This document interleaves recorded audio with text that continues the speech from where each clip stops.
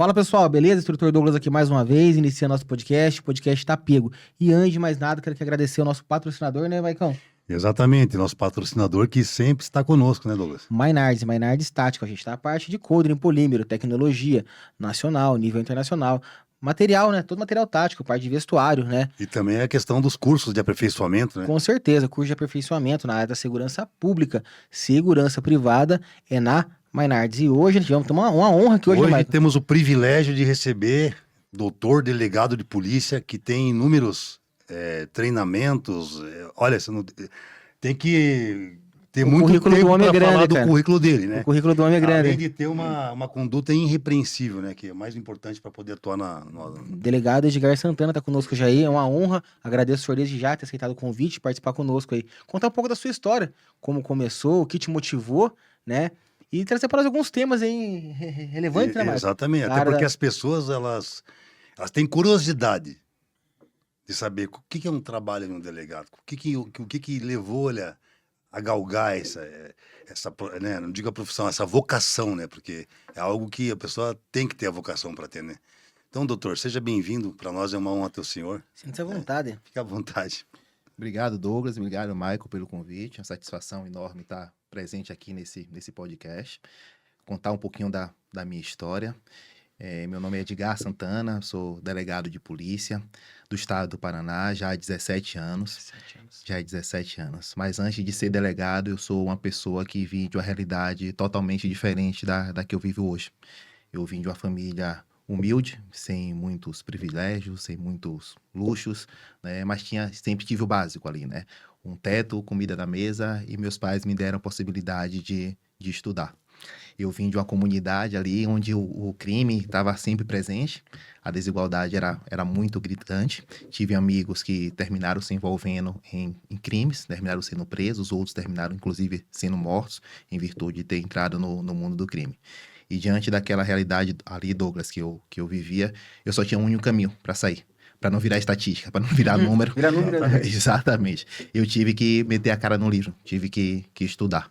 Então, através de muito estudo, com apoio incondicional dos meus pais e principalmente muita fé em Deus, fui subindo as escadinhas ali da vida, venci diversos obstáculos, me formei em Direito e me tornei delegado de polícia do estado do Paraná. Então, esse é um pouquinho da E minha o senhor história. é da minha oriundo trajetória. de que cidade? Eu sou de Salvador, Bahia. Salvador, Salvador, Bahia. Bahia. E venceu todos esses problemas que não é fácil, porque para você fazer uma faculdade de Direito, primeiro, os livros, material didático são caros, tem que exigir bastante dedicação da pessoa, A porque tem que vontade, ter muita cara, né? leitura, Meu né? Deus. Exatamente. E como que foi esse processo, assim? Porque as pessoas acham que a pessoa vem do nada, e não vem do nada. A gente sabe que na vida da gente exige um esforço da pessoa.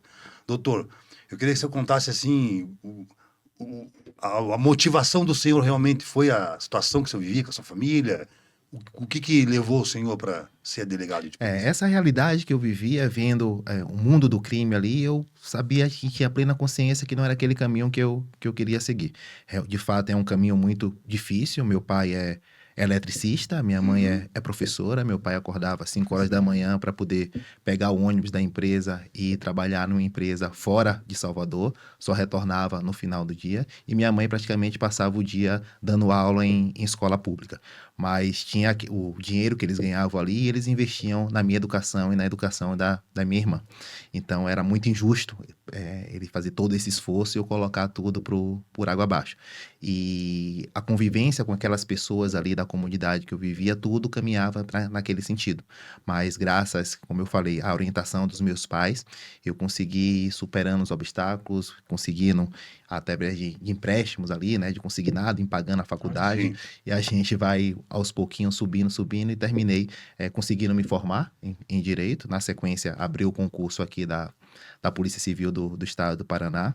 Diante daquela realidade que eu vivia, eu sempre tive o sonho de ser policial. Você Olha, perguntasse, que queria ser bacana. polícia, já Isso é veio bem muito com o bom. tempo. isso. Exatamente, principalmente para combater o tráfico de drogas, né? Ai, Que que era bom. bem marcante ali na minha região.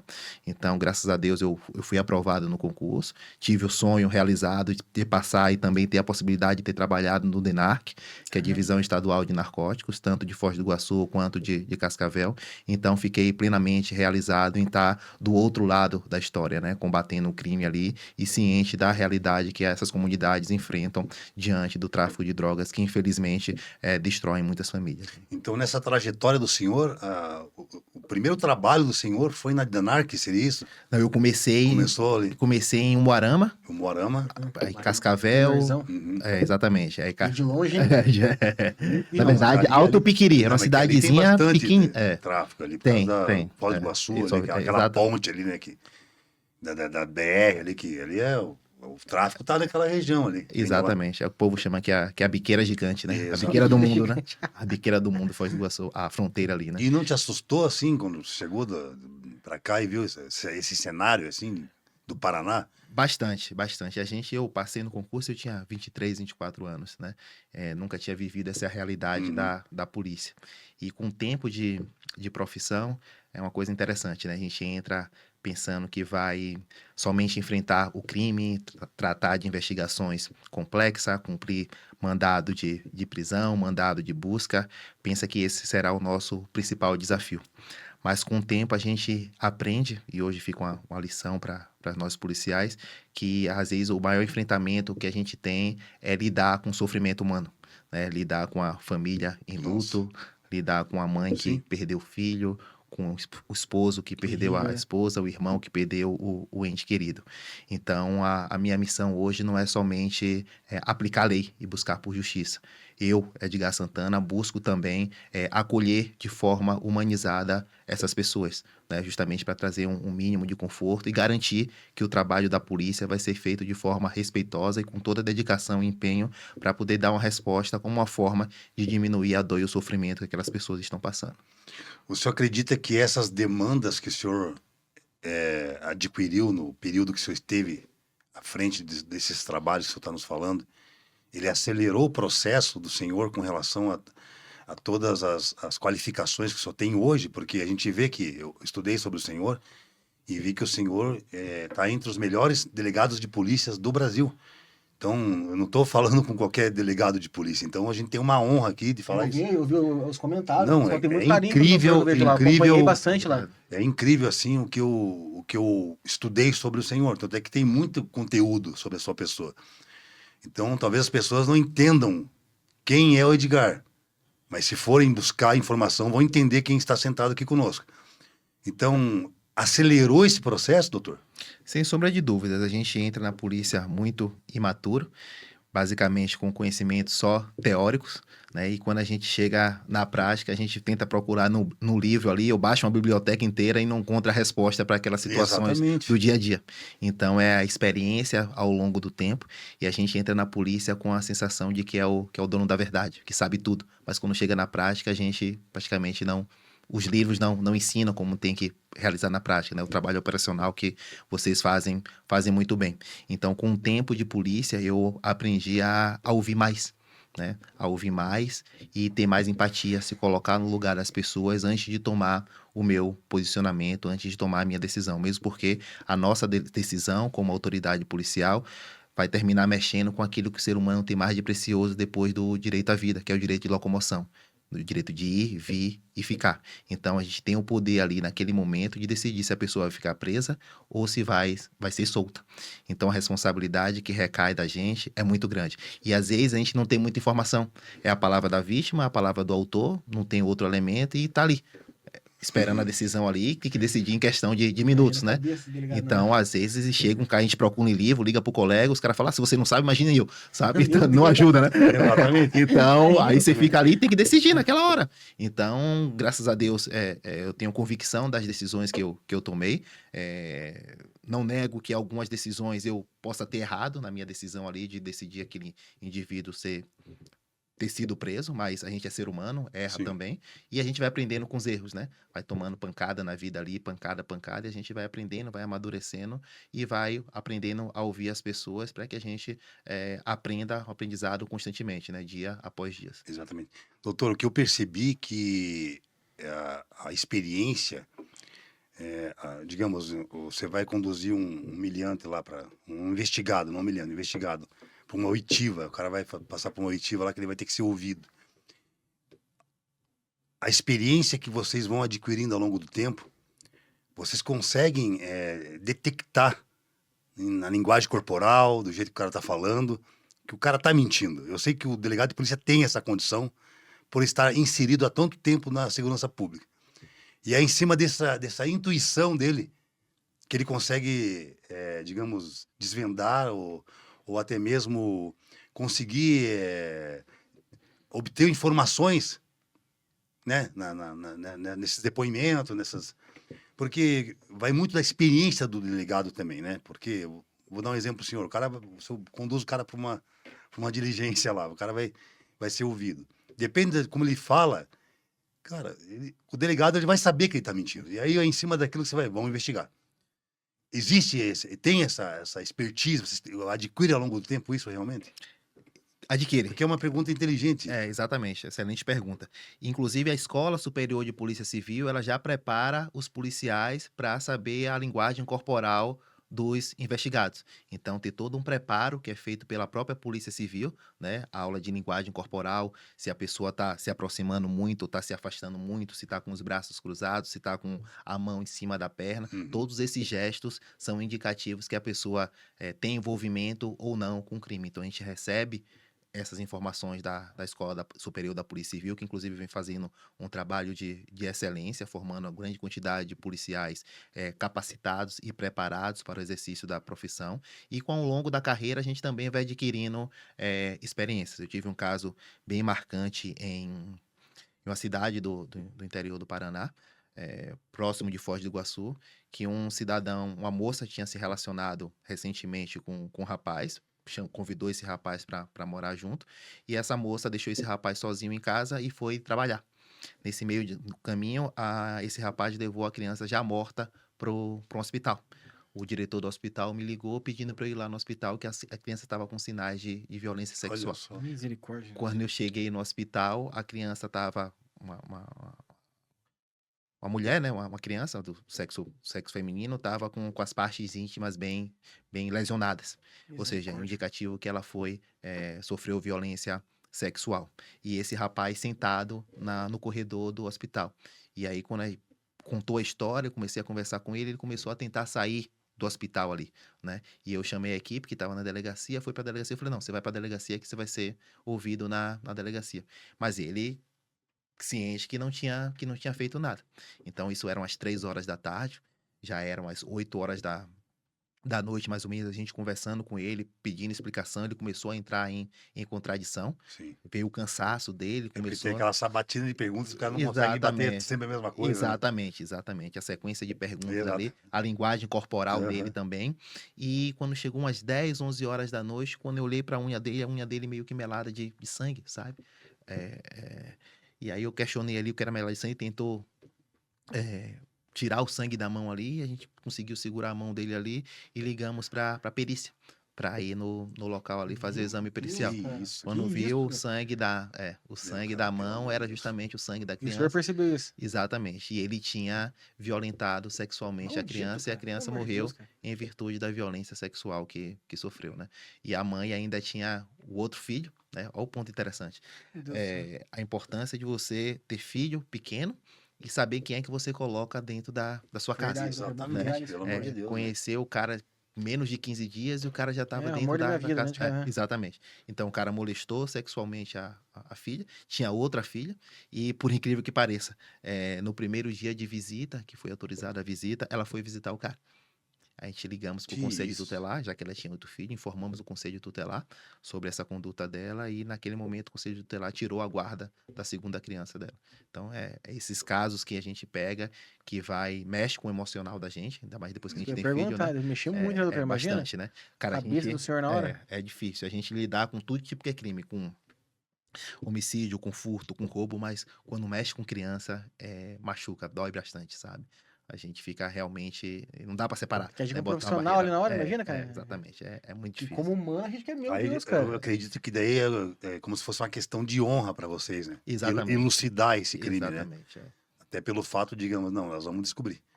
Porque imagina, uma criança sofrendo, não tem como se Misericórdia, defender, cara, né? não tem? E a tristeza no final, né? A gente Nossa. consegue elucidar, mas não é. Talvez a gente tenha a esperança que não tenha acontecido daquela forma, sabe? Mas infelizmente acontece. E no ponto de vista do senhor, você acha que o Estado, a parte judicial, ela cumpre com o papel dela? Porque, assim, vou ser bem sincero, eu não tenho nada contra o judiciário, mas às vezes eu acho que ele é muito leve demais nas questões, digamos, para algumas questões. Eu vejo que a Polícia Militar pega, prende, vocês fazem todo o trabalho de polícia judiciária de vocês ali, talvez em cima uma investigação em cima daquele, ou vocês também fazem diligência e prendem, e daqui a pouco o judiciário vai e solta o cara, digamos assim, dá liberdade pro cara responder essas coisas. Isso às vezes não causa uma revolta pro profissional de segurança pública.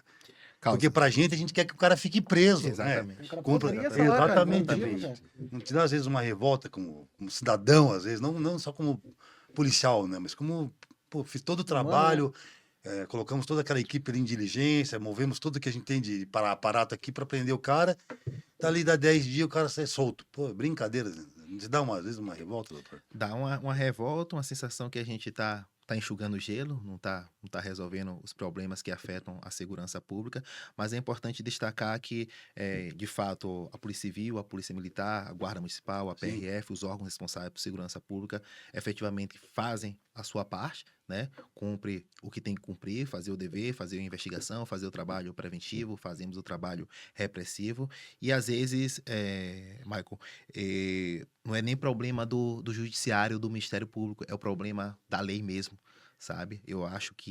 Não, tenho certeza que nós temos uma legislação penal muito branda, muito rasa, muito fraca. A lei é lotada de E brechas. antiga também, né? E antiga, Pelo amor de exatamente. Deus, de Exatamente. 1900 e bolinha lá atrás. Exatamente. E abre muitas brechas. Às vezes o policial, às vezes a gente não consegue fazer a prisão, ou o juiz termina soltando essas pessoas. Por quê? Porque caso ele mantenha preso, quem vai responder é o policial ou o juiz que manteve Sim. ele preso, porque a lei não autoriza a prisão nesse tipo de situação. Então a gente fica de mãos atadas. Então, talvez o problema não esteja nos órgãos de segurança pública, nem no Poder Judiciário e nem no Ministério Público. O problema esteja naquelas pessoas que nós estamos elegendo, né? Os Exatamente. nossos representantes ali nas casas legislativas, que tem que ser mais duro, tem que entender a realidade de cada caso concreto, entender a realidade do Brasil. Não tem que ser pessoas que tenham conhecimento técnico na matéria, né, para poder saber de fato legislar, né, escrever aquelas leis que realmente estão precisando e que vão dar uma resposta justa e eficaz para aquele tipo de situação. E no trânsito, isso não é diferente. No trânsito a pessoa mata, bebe, Nossa. dirige, atropela, foge do local e sai pela porta da frente da delegacia. Por quê? Porque a legislação não permite a prisão dessas pessoas, né? Se você for procurar ali no Código de Trânsito, no Código Penal, a pessoa que bebe, dirige e mata não tem previsão legal para poder pedir a prisão dessa pessoa, né? A lei não autoriza porque ela entende como sendo um homicídio culposo na direção de veículo automotor. Então, não há previsão legal para prender pessoas que cometem crime culposo. Nenhuma prisão preventiva, nenhuma prisão temporária. Então, a gente fica de mãos atadas. Vai uma mãe na delegacia, um pai, pelo amor de Deus, doutor, prenda esse cidadão. Eu respondo o quê para essa mãe? Deveria ter uma legislação específica para a lei de trânsito, isso. Mais rígida, né? Mais rígida. Mais rígida. Porque eu lembro aqui em Curitiba que teve um caso que mexeu com toda a população na época.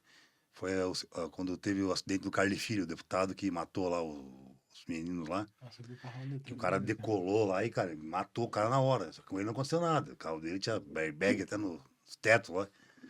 E aquilo ali ficou se arrastando, se arrastando, se arrastando, se arrastando. E ele tá solto, né? Ele não foi preso. Ele respondeu liberdade e tal. E isso mexeu com toda a população, mas também não mudaram nada. Eu vejo que continua a mesma coisa. E o senhor é responsável hoje, né, pela parte de trânsito também, de delegacia de trânsito, Sim, né? isso. E o senhor tem visto também que tem aumentado o número, por mais que a lei tenha radar em Curitiba, que coloque, os caras ainda continuam praticando delitos de trânsito e continuam fazendo as mesmas coisas. E isso é triste, porque imagine, você perdeu um ente querido que tá parado num ponto de ônibus, porque o cara vem bêbado lá e mata todo. Pô, tá indo trabalhar ou atropela uma pessoa que tá passando na faixa, enfim, entre outras coisas que acontecem no dia a dia do trânsito. Então é difícil para o senhor também, né, para fazer ali a gestão disso tudo. O que que o senhor fala para essas pessoas aí? O primeiro ponto difícil é manter a nossa equipe motivada, né? Continuar, Exatamente, pelo. continuar trabalhando, continuar fazendo bem para a sociedade, continuar atendendo com a mesma dedicação e empenho os locais de morte. A gente tem uma equipe na delegacia que funciona 24 horas por dia, durante os 7 dias da semana. Então, tendo óbito em Curitiba, em qualquer dia, horário, local, vai ter uma equipe da Delegacia de Delitos de Trânsito no local. Para quê? Para investigar, para a investigação começar de forma imediata. Ali naquele momento já coletamos imagens de sistema de monitoramento, já levamos as pessoas envolvidas para a delegacia, já colhemos os depoimentos das pessoas envolvidas, já ouvimos os policiais militares, a Guarda Municipal, a Polícia Rodoviária Federal, para poder procurar dar uma resposta imediata àquela situação grave que ocorreu. E com essa metodologia que a gente passou a adotar, estamos com mais de 90% dos homicídios solucionados no trânsito aqui em Curitiba nos últimos 3 anos. E outro ponto que chama a atenção é que mais de 88% desses homicídios foram solucionados nas primeiras 48 horas. É a forma, diante da impunidade, que a gente encontrou de dar uma resposta rápida e eficaz para a família, como uma forma de diminuir a dor e o sofrimento delas, e uma forma também de não deixar transparecer uma sensação de insegurança pública. Mas, infelizmente, aí respondendo a sua pergunta, a gente volta àquela questão da lei, né? Da legislação branda, da legislação fraca, que não permite, na maioria das vezes, a prisão desses indivíduos que têm essas condutas irresponsáveis e imprudentes no trânsito. Recentemente, teve uma situação ali na nossa unidade policial, um carro passou na linha verde, passou para a contramão, bateu em um outro veículo, vinha uma família vindo da igreja, no período da noite. O pai foi a óbito de forma imediata, o filho e a mãe e uma criança de 2 anos foram conduzidas para o hospital. A criança adolescente veio a óbito logo na sequência no Acabou com a hospital. família. Acabou com a Acabou com a família. família. E a mãe e o filho de 2 anos, o médico falou para mim, doutor, é só um milagre para poder sobreviver.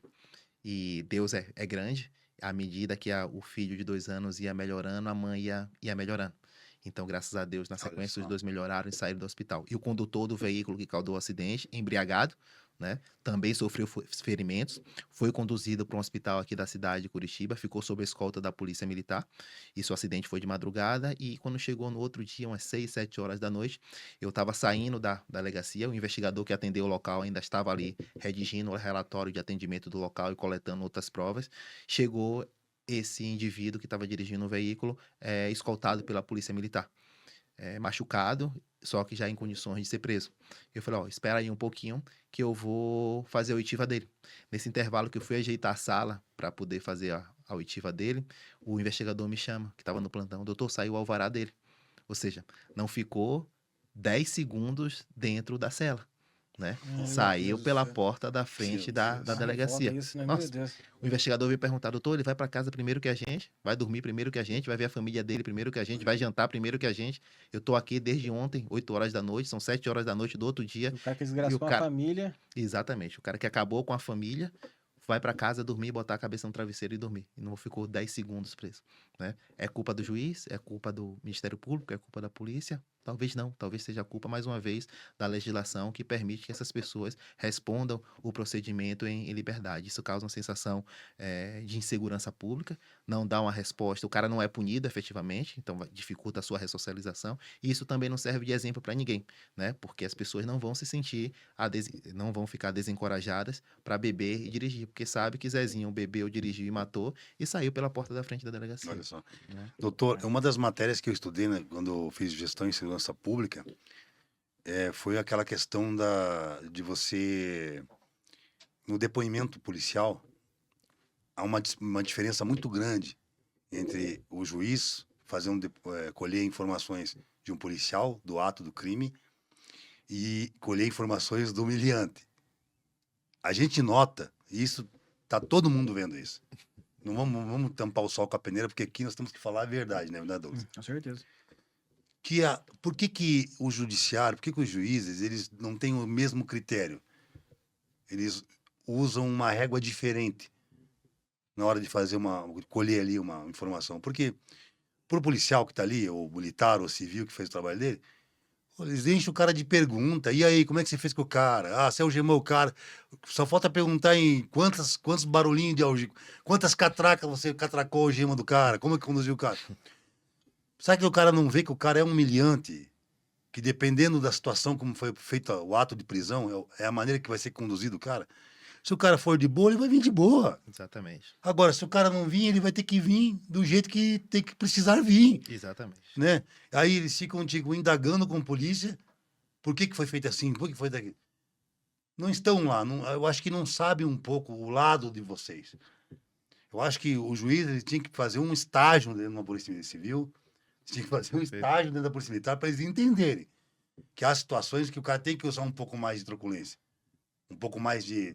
Porque senão o cara não vai vir, ele ameaça, e aí chega na frente do juiz humilhante e ele é a vítima da sociedade, ele é o coitadinho. Então, eu estudei sobre isso e vejo que realmente hoje tem uma inversão de valores com relação a isso, doutor. E isso acaba prejudicando o trabalho de vocês, de todos, de toda a força de segurança pública. Em cima do que eu estou falando para o senhor, o que o senhor acha? Vai, talvez melhore isso, ou o cenário vai piorar? Vamos continuar desse jeito? Você acha que vai melhorar esse cenário, doutor? Você foi bem assertivo na sua fala. Uhum. De fato, está tendo uma inversão de valores. Muitas Muito vezes grande, né? o policial, diante da situação, vira autor e o autor Exatamente. termina virando uma vítima, né? É uma sequência de perguntas no sentido de colocar para baixo ou duvidar do trabalho que o policial fez Ou mesmo naquele oprimir, momento. porque o cara se sente oprimido, envergonhado. Exatamente. E vai né? oprimir esse Pera aí, indivíduo. tipo, eu prendi o cara, fez todo o serviço, mas eu tô recebendo umas perguntas que acho que não cabe, digamos assim, né? Exatamente. E esse policial termina ficando, de fato, intimidado, né? Amanhã ou depois ele vai para a rua, será que ele vai ter o mesmo tipo de comportamento, o mesmo tipo de atitude, o mesmo tipo de energia, motivação Sim. para poder prender aquele indivíduo que está na rua? Exatamente. Ou diante do cenário que está atualmente, ele vai preferir ficar no canto dele, fingir que não viu, para não ser oprimido posteriormente? Né? Exatamente. Então, isso é uma questão muito complexa que, de fato, desestimula nós policiais a continuar trabalhando e tem que ter muito amor, né? Muito amor, muita Sim. vocação para continuar exercendo essa profissão que, infelizmente, muitas pessoas ainda não dão o devido valor que deve ser dado para os policiais. Porque, Douglas, veja bem, Douglas, o que a gente nota é uma realidade isso, Douglas. Imagine você, cara, o currículo dele. O cara estudou a vida inteira. Gestão de pessoas, gestão de conflito. Ele sabe chegar na frente do juiz, conversar e, ó, vou explicar isso, isso, isso. Mas daí alguns juízes, eles usam um critério um crivo, que não, eu acho que não é legal para um policial, né, que está ali dando a vida, que está ali cumprindo as suas obrigações. A gente entende que no meio de uma caixa tem o cara tem um policial que não é bom. Como Assim toda como qualquer profissão. Qualquer área, Exatamente. qualquer área, aham. Como qualquer outra profissão, existe o bom, existe o ruim. Na nossa profissão, nossa privada, tem o ruim e tem o bom. Exatamente. Só que assim, eu acho que a régua tem que ser diferente, não pode ser igual. O tratamento não pode ser a mesma coisa. O policial não é um humilhante da lei, ele é um cara que está cumprindo a lei. Então ele merece todo o respeito, como qualquer outro. Né? Então a gente vê assim, em certas audiências um certo desrespeito com relação a isso. E é uma coisa que tem que ser mudada, doutor, no meu ponto de vista. Porque assim, eu sou gestor de segurança. Um dia eu posso estar lá também. Eu posso estar numa situação que eu posso me defender lá, que eu tenho que matar um cara, e daí? Como é que eu vou ser ouvido? Eu vou ser ouvido como um meliante, como um cara que cometeu um delito, ou como um cara que defendeu a sua própria vida? Como é que eles vão entender lá? Eu não sei. Mas o que a gente vê é isso, que a maioria dos policiais reclamam, que amigos nossos, né? Não tem a coragem de chegar e falar, mas reclamam pra nós. Que, Mas pô, você tá no cara, geral, Michael. pelo amor de Deus, não tem Que nem nem aquela como ir. situação em Pinhais lá que eu Sim. saiu na banda B, que eu prendi um cara assaltando a residência às 6 horas da manhã. Exatamente. Quase que inverteu a situação, cara. Quase que eu me compliquei. Exatamente. Ainda bem que tinha a guarda municipal, tinha os vizinhos que ficaram de testemunha.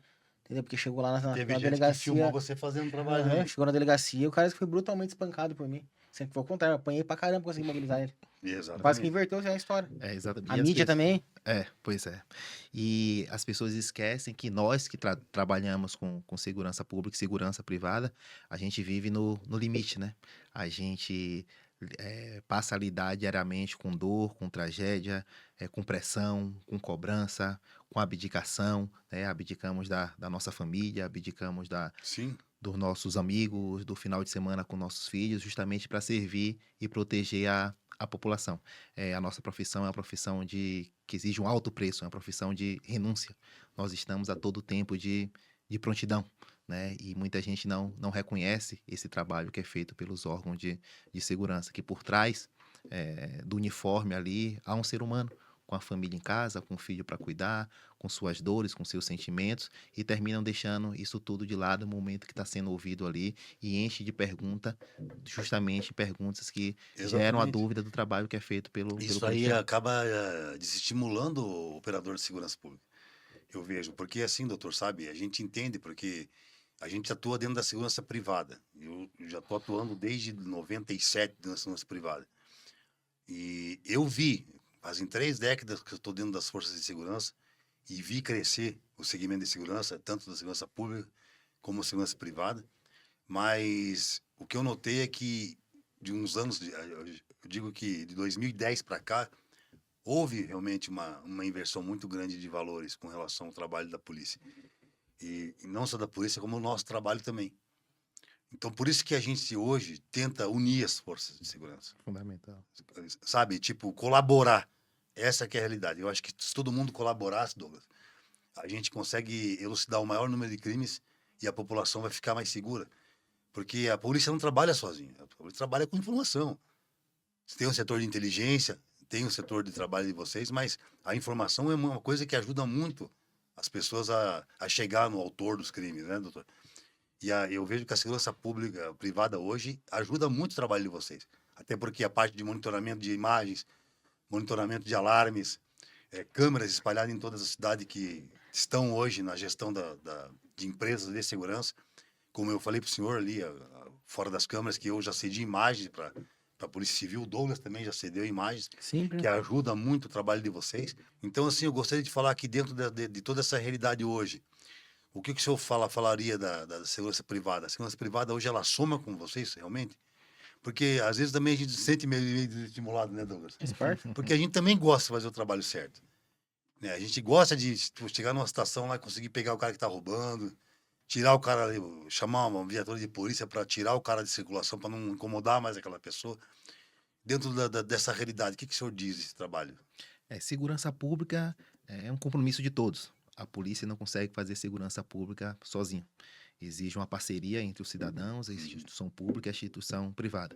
E vocês, no âmbito da segurança privada, têm um papel fundamental para combater a criminalidade, tanto no aspecto preventivo, como você bem mencionou, questão de monitoramento ou questão de presença física do segurança privado ali naquela Sim, localidade, é de conhecimento de todos. Quando o ladrão sabe que naquela localidade tem uma segurança privada, que tem monitoramento, dificilmente ele vai praticar um crime naquela região, porque sabe que a possibilidade de ser preso é muito grande. E também no aspecto repressivo, como o próprio Douglas falou ali, né? Quando temos empresas sérias e capacitadas, com profissionais devidamente treinados e qualificados, é possível, inclusive, ocorrer prisões em flagrante, né? Porque qualquer do povo pode efetuar a prisão em flagrante. Então, o trabalho que vocês fazem, desde que seja uma empresa devidamente credenciada e legalizada, dando capacitação e treinamento específico para esses seguranças que uhum, trabalham nessa área, sem sombra de dúvidas, contribui de forma significativa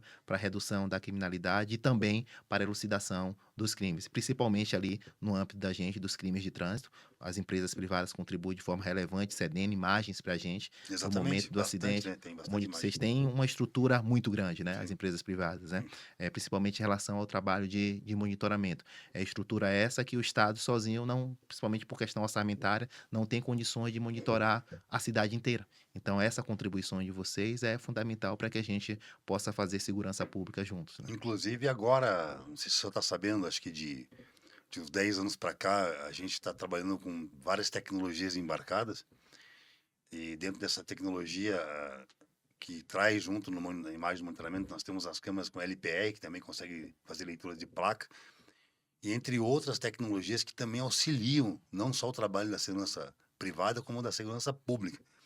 Esse dia eu cedi uma imagem lá, que através das minhas imagens eu consegui puxar lá ó, as placas, câmeras LPR, e eles conseguiram chegar num carro, Perfeito. um veículo um Corsa branco que estava entrando nas casas, furtando tudo, e ninguém conseguia a placa do cara. Só que ele passou num local que eu tinha uma câmera LPR e puxou a placa dele.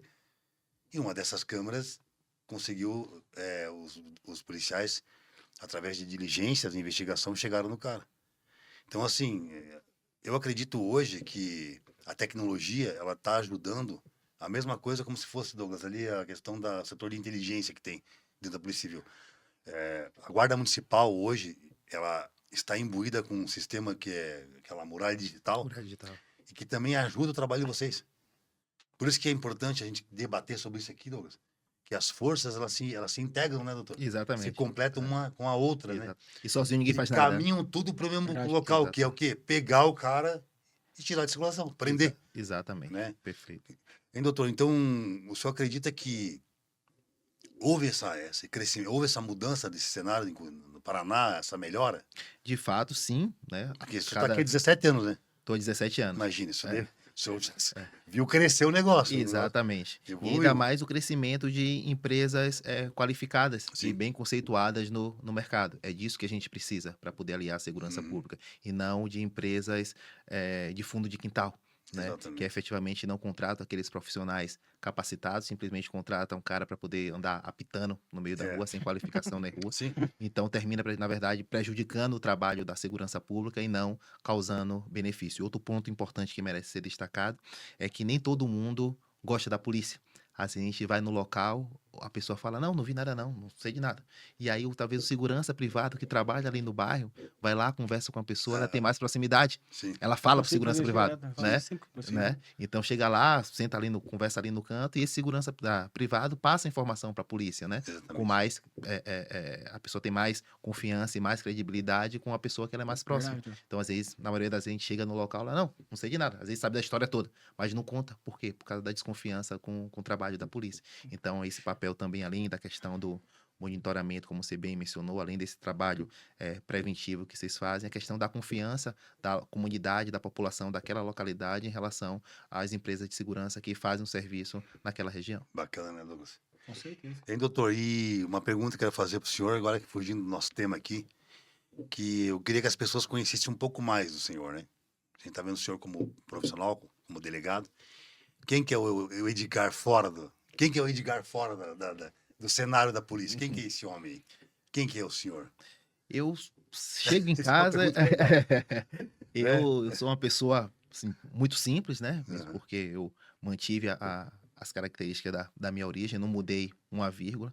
Eu gosto de chegar em casa, botar uma bermuda, botar uma havaiana, né? Botar uma camiseta e viver o dia. Né? Eu tenho um filho pequeno, o Lucas. Você tem consegue 2 desligar anos. da polícia, não? Não consegue, né? Não Ah, desliga, né? A gente lê aqueles vídeos de autoajuda, né? tipo, Aqueles dorme, livros. dorme, bota pro sol, tô ligando aqui, tipo... E o telefone chama a noite inteira. O telefone chama a noite inteira. Então a Rapaz. gente tenta desligar ali. Tem aqueles livros de autoajuda que falam: ó, você tem que chegar em casa, tem que botar todos os problemas Sim. na arvorezinha na frente de casa, entrar em casa e esquecer os problemas. Como é que se esquece? Né? Não tem como separar a vida profissional da vida Ainda mais o que o familiar. senhor Né? passa, E o de senhor férias, enfrenta, como é né? que faz, Exatamente. doutor? De férias?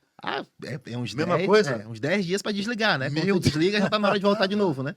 Então é muito puxado o Ficar trabalho da offline gente. aí do trabalho, né? Não dá, a gente sempre tá olhando notícias ali, conversando com um amigo, com outro, mas é um trabalho, como eu falei, exige um preço alto, mas também é muito gratificante. E aquele que a gente hábito que faz. não perde, né, de polícia, né? Que você sai, você pode estar de férias ali, de bermuda, você vai olhar, você vai ver o ambiente, vai telegrafar, todo mundo faz isso que trabalha com segurança. Né? Não Incrível, né? senta de costa pra porta, né? Exatamente. Vai. Porque a gente já sabe que é polícia do jeito. Vai. Né, Douglas? Aqui eu tô segura, doutor. Aqui Eu tô segura. a gente que Central ali do a Bagaço, gente né? pra comer, jantar e fica Eu não sou muito bom de mira, não, mas aqui eu não erro, não, cara. Não é verdade? A gente que não sai para comer alguma coisa com as famílias, que a gente é amigo em comum, né? A gente sai com a Márcia ali, sai com a minha esposa, vai para um restaurante comer. Cara, a gente briga para parede, né? Vamos sentar ali, ó. A gente é muito, né? Vamos sentar ali, ó. Tem que confiar no A parceiro, gente né? tem uma história, né? cara? Exatamente. Tipo, a gente tem esse costume assim, a gente não perde, né? A gente fala isso porque as pessoas também têm que entender que há um ser humano ali, né? Exatamente. Não, um pai de família, um marido, um filho, que tem uma família e que tem que viver uma vida também comum, né?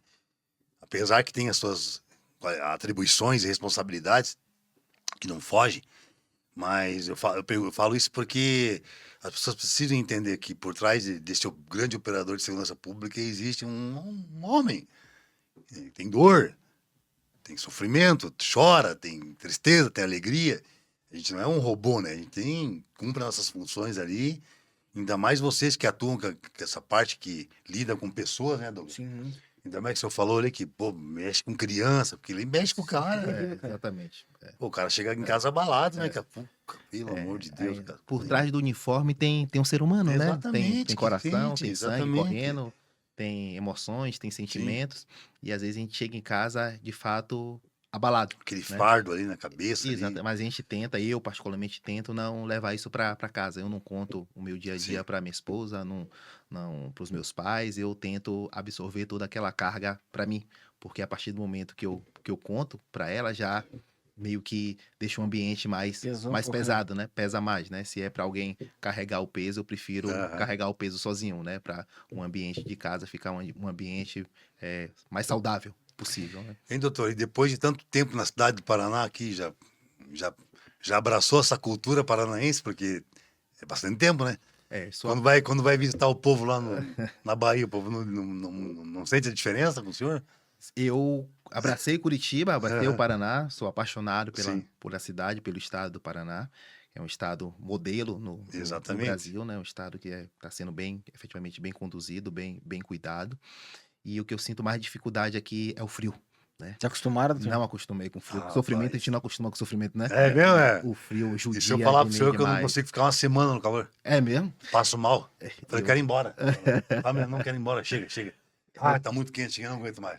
E fico dentro do ar-condicionado ligado e gelado.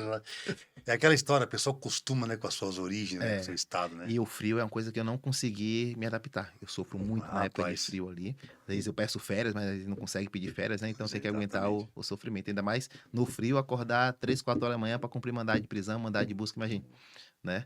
Então a gente tem essa dificuldade, mas se agasalha ali, né? E vai, toma um café quente e vai pro front ali. Doutor, falando sobre crime de trânsito, eu presenciei uma situação na rua. O pessoal fazendo. O senhor trabalha com a parte da delegacia no trânsito, né? Isso. Eu percebi o pessoal empinando na rua ontem, no bairro do Uberaba ali. Tem algum número específico, direto com a Polícia Civil, para fazer esse tipo de denúncia? Ou não? É só com a Polícia Militar, primeiramente? A Polícia Civil passou a ter um tratamento diferenciado em relação ao grau, né? Que as pessoas chamam, né? O cara que empina a moto ali. O cara vai levar sua arte, né? Arte, matar. Nossa, cara, eu odeio esse cara. O cara vai levar sua pizza, dá o grau ali, a pizza de calabresa sai por cima da pizza de brigadeiro. a carne do hambúrguer. A carne do hambúrguer tá aqui da batata frita. Tá uma zoeira. Chega mastigado, só engolir. Sabe quando o cara dá o grau, quando sabe a coca, né? Tem na tua cara. Exatamente. Pô, o cara deu um grau aqui, velho. E fora a brincadeira à parte ali, fora a questão do risco que causa para as pessoas, né? Para a vida dele mesmo e para a vida das outras pessoas que estão transitando na via. E muitos deles fazem questão de divulgar essas condutas irresponsáveis dele nas redes sociais, né? Então divulga ali, dando grau, fazendo manobra, às vezes com a moça atrás ali para poder gerar mais engajamento e ganham muitos seguidores, essas pessoas ganham. E a partir do momento que eles passam a ter um número grande de seguidores nas redes sociais, eles começam a monetizar a rede deles, começam a fazer rifa, aquela moto, aquele carro que ele está fazendo as manobras, porque aquele carro passa a ter um alto valor, tendo em vista que passa de ser conhecido por toda a comunidade. Eles fazem a questão do tigrinho também nas redes sociais dele e começam a tirar dinheiro daquelas manobras que ele está sendo realizadas. Então, a Polícia Civil passou a reprimir esse tipo de conduta. Estamos efetivamente monitorando essas pessoas. Então, quem tiver qualquer informação sobre pessoas que efetivamente estão fazendo racha ou corrida automobilística não autorizada ou dano grau ou zerinho também, que nos informe através do telefone 181 ou através do telefone 90 da Polícia Militar, que a Polícia Civil vai investigar e a partir já tem uns 3 meses, a gente tá com tolerância zero em relação ao grau. Bacana. Porque o pessoal deve ficar meio com medo, né? Mas eu ligo pra militar, eu ligo pra quem, né? Douglas, é uma chatice troço, né, cara? Você chatice, não, daí que nem o doutor comentou. O pessoal acaba até adquirindo mais seguidores na rede social. Pô, tá incentivando os outros a fazer cagada, cara, né? Não tem explicação isso aí, cara, né? incentivando a cometer um crime, que é crime de trânsito. Fazer que nem Né? o... Incentivando a matar pessoas na rua, cara. Esse é o Brasil. É, né? pelo amor de Deus, cara. Inclusive, eles respondem por licitação crime, né? Aí, ó. Já é um crime também, né? Exato, já é outro crime, né? E muitos fazem com a moto sem placa. Nossa. Então já respondem por alteração de sinal identificador de Terrível veículo esses também. caras. Ontem tinham fazendo do meu lado, cara. Você imagina a minha cara de legal que tava com o Nossa. carro. Mas filma, podem filmar. Mas o pior é aquele cara que tem mandar pra escapamento gente. aberto lá, cara. Tem Não, coisa eu pior queria, que eu não queria é? descer do carro já, né? Não posso, Tem né? um escapamento preto, Não tem posso, cara. Pelo amor de Deus. A vai gente tomar- esquece, a gente não é por isso. Hein, doutor, mas vendo todo esse cenário, a gente vê realmente que houve uma melhora, né, na segurança pública do Paraná, né, cara? Houve uma melhora, né? Sim, sim. Armamento, vocês ganharam novas viaturas agora. Eu achei bonito essa Trailblazer que você está usando agora, né? Você dirige uma dessas também, ó? Não, eu tenho um carrinho ali que eu uso para fazer a diligência. Essas viaturas mais devidamente equipadas, geralmente ficam com as equipes que Sim. fazem um trabalho de rua, fazem Eu acho investigações bonita aquela, qualificadas. aquela bonita, Trailblazer né? pretona que eles usam lá. No sexto tem uma parada, Top não. demais. É a corintiana Que que eles chamam. caminhonete linda, velho. Só que é corintiano. Ele não É? fez dele. É corintiano, eles falam. As pretonas, né? Mas tem mas no interior tem bastante dessas aí. Tem bastante, Eu, tem. eu já vi que eu sempre vou E pra o lá. governo do estado vem fazendo um trabalho espetacular, né, Sim. na área de segurança pública, né? Tanto na parte Exatamente. da estrutura material, viatura, computador, né, vestimentas da Polícia Civil, armamento e também a capacitação dos policiais, né? Temos escola da Polícia Civil, particularmente falando da Polícia Civil, cada vez mais aprimorada, com Tem uma turma profissionais. formando agora aí, Tem né? uma turma formando agora. Tem um monte de guarda municipal amigo meu que tá lá. Que migrou.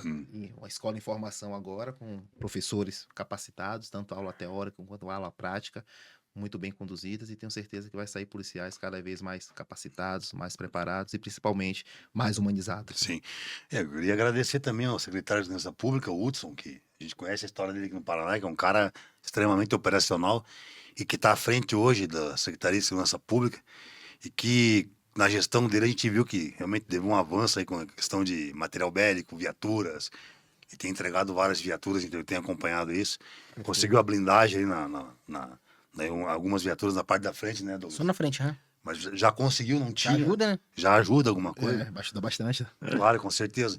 Então, ter feito um trabalho excepcional, né? E eu acho que para ser realmente um secretário de Segurança Pública, tem que ter alguém que seja da segurança pública, que já teve ali, que teve na linha de frente, porque daí entende as demandas, né? Exatamente, ter vivência. Né? Exatamente, vai poder entender o outro lado da moeda. Porque tem muito cara que, digamos, a gente sabe que é um cargo político, é um cargo extremamente político, o cara coloca quem ele quer ali. Mas coloque pessoas que entendam de segurança. Exatamente. Pelo amor de Deus. É a mesma coisa que colocar pessoas que não sabem nada num setor que ele não vai operar. Exatamente. Aí vai ficar fazendo, desculpa, perdendo a palavra aqui, o termo chulo, fazendo cagada e não vai resolver nada. Exatamente. Não é verdade, Douglas? Doutor, e outra coisa muito importante também que a gente gosta de trazer aqui, ressaltar, é com relação ao senhor, nas operações que o senhor tem executado. O senhor tem logrado êxito, como o senhor falou ali, tem conseguido fazer o trabalho de vocês. Os setores da Polícia Civil hoje, eles tiveram grandes evoluções nesses anos que o senhor passou, até porque eu vejo realmente que melhorou bastante, as escolas de polícia estão formando melhor seus policiais, e eu vejo que aqui no Paraná, Douglas, os crimes, os meliantes, eles evitam o nosso estado. Notei isso. Vem aqui, tanto é que pegaram antigamente uma quadrilha aqui no interior do Paraná, que era o novo cangaço ali, que fazia assaltos. Não deu certo, já deram o bote, tomaram o atraso. Graças a Deus por isso, né? Que foram para confronto, alguns hoje estão comendo capim pela raiz, né? Essa é a palavra certa. Outros foram presos. E a gente vê que no Paraná realmente existe um trabalho diferenciado da polícia. Temos aí o Grupo Tigre, o COP, entre outros grupos especializados. Como é que você ouviu o cenário disso aí? Houve uma melhora significativa, né, no âmbito da Polícia Civil, com a nova gestão ali do Dr. Silvio Rockenbach, que é o delegado-geral da Polícia Civil. Ele concede toda uma estrutura para que nós, policiais, possamos trabalhar com qualidade e com eficiência. Nossa preocupação hoje é tão somente fazer polícia e fazer segurança pública. Toda estrutura que a gente precisa para poder fazer o trabalho, hoje é concedida pela Polícia Civil sem nenhum obstáculo. Isso vem gerando um grande avanço da Polícia Civil. todo dia, praticamente todos os dias se liga o noticiário, tem a operação da Polícia Civil no estado do Paraná, da região metropolitana, do interior, da capital. Então é praticamente a Polícia Civil 24 horas por dia, durante os 7 dias da semana, trazendo uma resposta para a população. Isso graças ao apoio do governo do estado e o excelente trabalho do secretário de Segurança Pública e também do nosso delegado-geral, o doutor Silvio Rockenbach. E, doutor, a gente vê que agora teve novos delegados de polícia também, novos que eu digo, de 20 anos para cá, que realmente estão fazendo ótimos trabalhos em outras delegacias também. Eu vi outros delegados de polícia que estão à frente. Mandar um abraço, doutor Fábio aqui, Fábio Machado. Que Doutor já Fábio conhece. Machado, que Irmão, cara, não, irmãozão nosso. não, e ele tá fazendo um trabalho em São José dos Pinhais fantástico. Meu bravo, mandar um também. abração pra ele aqui. E a gente vê realmente que mudou o cenário. Mudou. As pessoas que estão entrando hoje, inclusive na polícia, já estão sendo mudou o cenário. qualificadas, estão sendo capacitadas, fazendo curso de reciclagem e de atualização. E os que estão entrando são pessoas com pós-graduação, com doutorado, com mestrado, ou seja, está entrando no âmbito da segurança pública pessoas efetivamente mais qualificadas e mais Boas, preparadas, boas pessoas para poder exercer o trabalho de segurança pública com maestria. Ou seja, o recado que nós temos que dar para a população é o seguinte, né?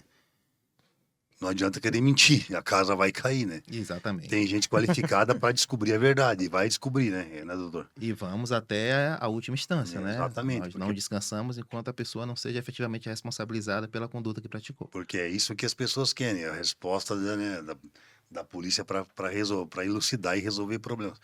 O senhor cuida de trânsito, sabe que, nossa, o que mais tem é isso, né? Pessoas que perdem ali entes queridos, que vão para a rua e fazem ali a passeata, pedindo justiça, com toda a razão, né?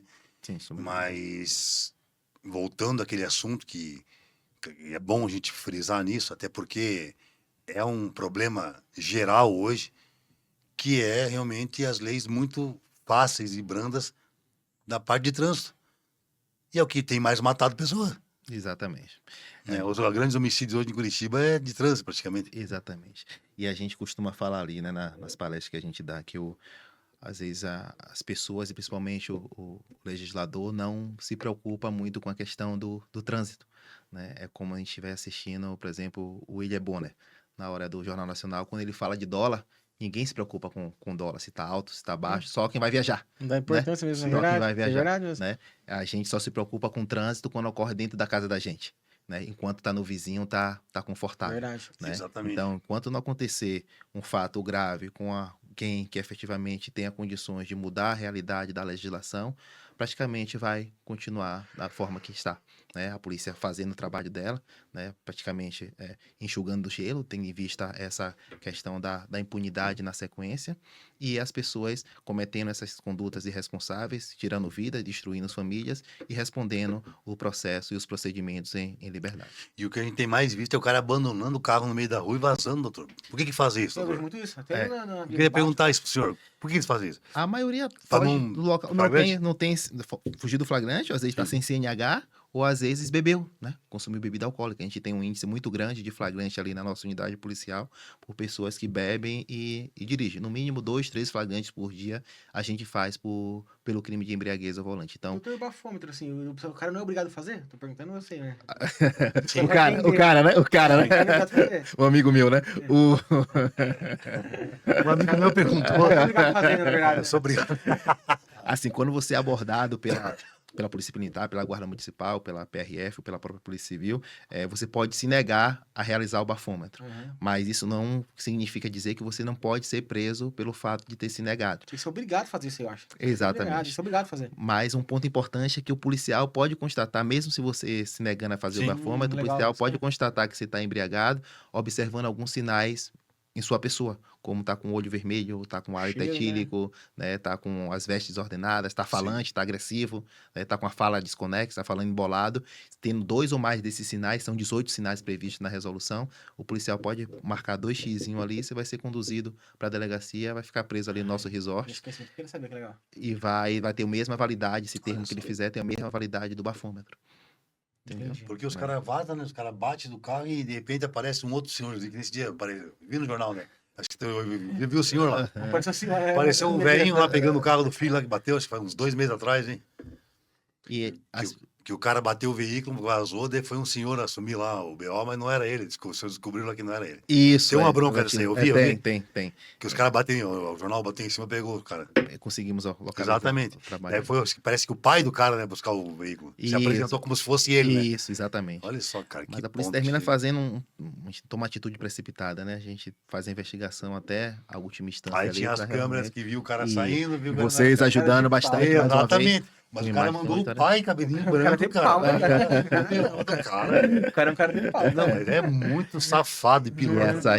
essas pessoas que fogem do local, ao meu ver ali, é uma tremenda falta de empatia e consideração Isso, com a vida humano, do próximo, né? gosta, Que cara. bate, deixa morto também no Exatamente. Tem uma trânsito. pessoa caída no chão ali, suplicando por socorro, suplicando por ajuda, a pessoa foge do local para Pode não salvar a ser... vida do Pode cara, né? salvar. Segundos na prestação de socorro, Sim. vocês bem sabem que Sim. trabalham na área de segurança, pode fazer a diferença se a pessoa vai viver ou vai a óbito, né? Então, a pessoa simplesmente foge do local para não ser responsabilizada, né? Sendo que tem uma vida ali em jogo, precisando de socorro, e a pessoa termina fugindo do local.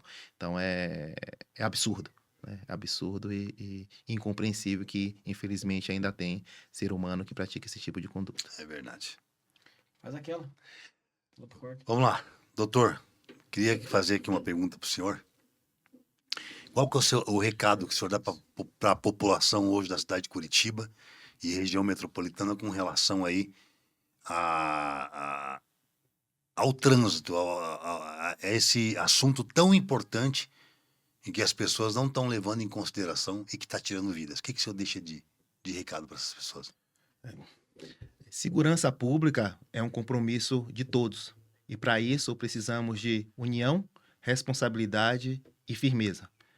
União entre as pessoas e instituições públicas e privadas, responsabilidade nas nossas escolhas e firmeza para exigir leis duras que efetivamente tragam uma punição para aquelas pessoas que escolhem o mundo do crime.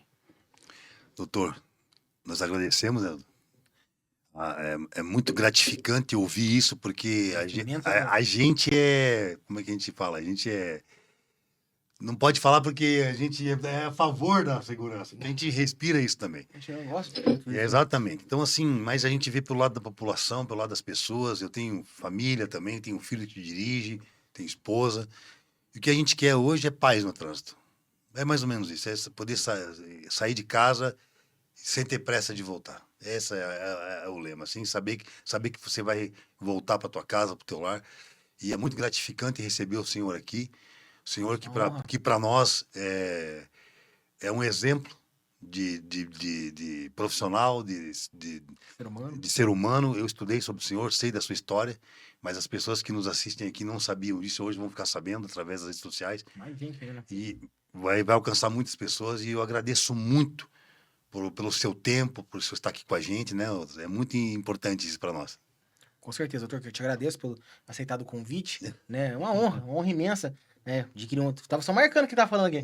Tava só marcando conhecimento. Conhecimento é uma coisa que ninguém tira da gente, né? Exatamente. Quanto mais conhecimento, melhor. Eu tenho certeza que plantou muito mais semente ainda, tá? Nos nossos seguidores, pessoal que acompanha o nosso trabalho. E gratidão, doutor, tá?